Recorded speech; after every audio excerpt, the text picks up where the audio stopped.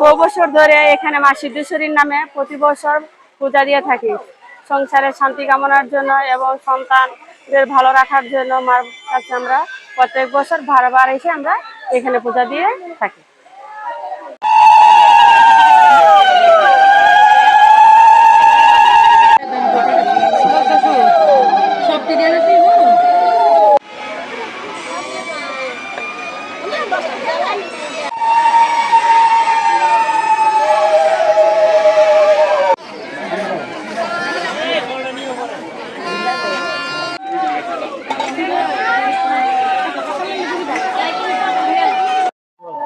আমরা এখানে সবাই পুজো দিতে আসি। বছরের প্রথম দিন আমরা সবাই একসাথে নতুন জামা কাপড় পরে এখানে পুজো দিতে আসি। এখানে মা কালীর অপর নাম সিদ্ধেশ্বরী, উনি এখানে যে বট গাছটা হয়েছে তারপর থেকে আমরা এখানে পুজো দিই আর কি। অনেক পূর্বকাল থেকে এখানে অনেক পুজো দেওয়া হয়।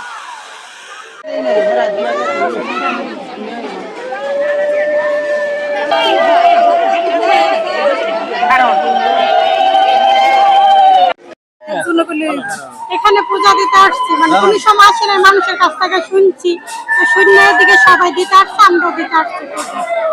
কারণ মানে এটা ঐতিহ্যবাহী একটা পূজা, মানে প্রতি বছর এখানে পূজা হয়।